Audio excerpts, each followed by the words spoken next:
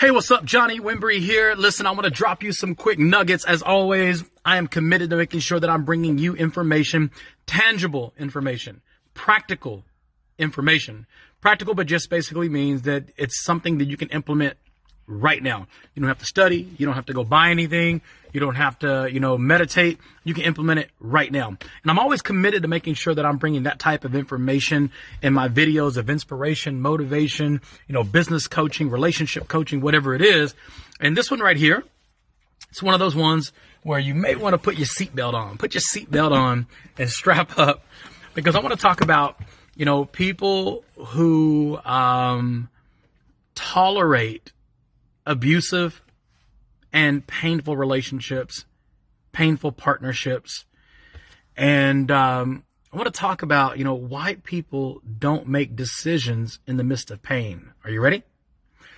So in order for me to give this story elevation, if you will, I'm going to tell you a quick story. I think Les Brown, I heard tell this story the first time. I've heard many people tell the story, but I think Les Brown was the very first person I've heard tell the story. And it's a story about a dog sitting on a porch.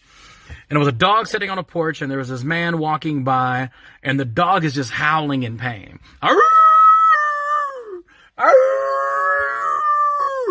Just howling in pain. And the dog's owner is on the porch as well, rocking in a chair, just rocking back and forth. And, the guy who's walking down the street stops and says, "Hey, is your dog okay?" I said, "Oh, yeah, he'll be all right," said the owner. And he said, "Well, what's wrong with him?" And the owner said, "Well, he's sitting on a nail." "He's sitting on a nail?" And the owner says, "Yeah, he's sitting on a nail." And the dog's still howling,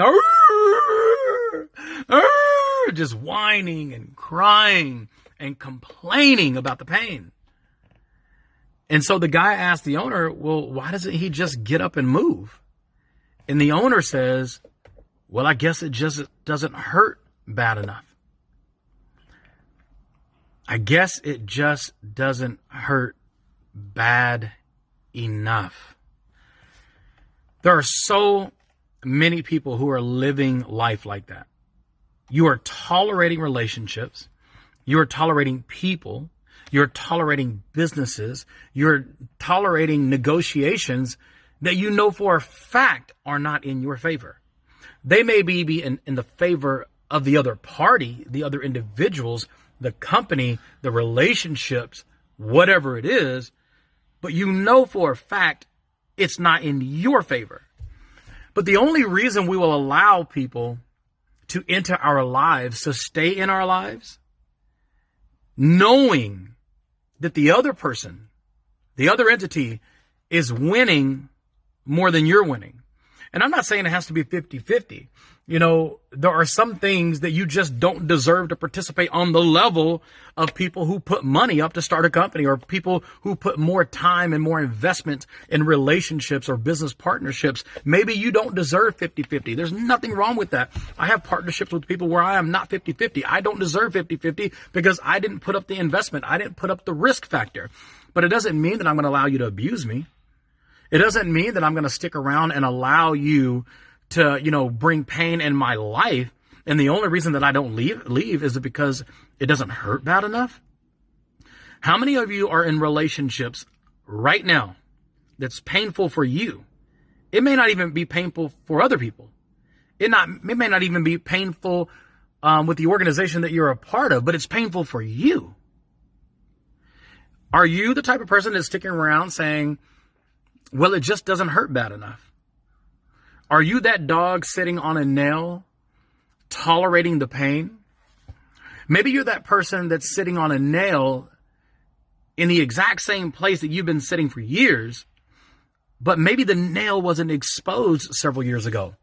Maybe the nail just has been exposed in the last 2 or 3 years, but you're remembering the good old days. You'll remember when everything was great, when everything was wonderful, when they did what they said they were going to do. They didn't lie to you. They told the truth. They didn't manipulate you. They didn't take advantage of you. They actually did what they said they were going to do. And you're more in love with how it used to be than being in love with what you deserve for your future. You're so in love with the past feelings. The thrill is gone, like B.B. King says, but you're still attached to that thrill that's no longer there. You're sitting on a nail and you are tolerating pain that was never designed for you to tolerate because you stayed too long in a season. The only reason that people would sit on a nail and cry in pain and not move, not make an adjustment, not research where the pain is even coming from, not even bold enough to ask the question, why am I feeling this pain? Because the very people who are inflicting that pain on you make you feel like crap when you ask questions. Since when was it bad to ask questions? Since when should your abuser make you feel guilty for asking questions? A question brings me ridicule? A question brings me negative energy? No. I'm in this. I'm tired of this nail poking me. Either answer my questions or I'm going to get off this nail because I'm so tired of the pain. And, when I think about people like Harriet Tubman, who had to set people free, she didn't have to. She did it. That was her mission. That was her thumbprint on this planet. That's what she had to bring to this planet, and she participated in her own rescue. There are many, many slaves that did not choose freedom. There are many slaves that stuck around. There are many slaves that even told on her, that exposed her and talked bad about her. Why are you taking us from Master? It doesn't hurt that bad. Master's feeding us. Master is making sure that we have somewhere to sleep. Yeah, Master may abuse us. Master may make us work for free. Master may take advantage of our women. Master may, hurt us and whip us around to make us an example. But he also feeds us. He also makes sure that we have somewhere to call home. And your home is a nail. And it hurts. It hurts so bad. But you're so afraid of change. You're so afraid of the potential promised land that you'll stay on that nail and tolerate the pain. You will tolerate the abuse because it doesn't hurt bad enough. If that's you, I dare you to drop a comment. If you know someone, I dare you to drop a comment. This is the type of message that can alter the very existence of your being starting right now. But only you can make that decision. Well, Johnny, let me go talk to the people. Let me go talk to the company. Let me go talk to my partner. Let me go talk to the organization. You want to go talk to the people that put the nail there? You want to get advice from people who know about the nail. See, the owner of the house knows that his dog is sitting on a nail.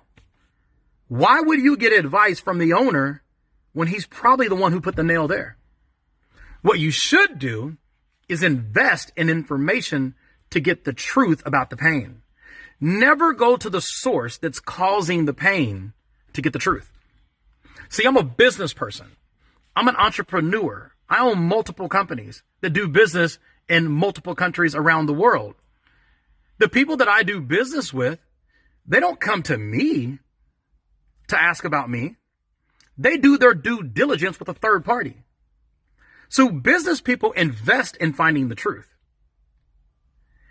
Fake entrepreneurs just follow anybody and they're willing to sit on a nail because it doesn't hurt bad enough, because they're not real entrepreneurs. Real entrepreneurs will invest in finding the truth. They'll dig through court records. They'll dig through criminal records. They'll dig through, whatever it takes. If you're not willing to invest, you might as well stay on that nail.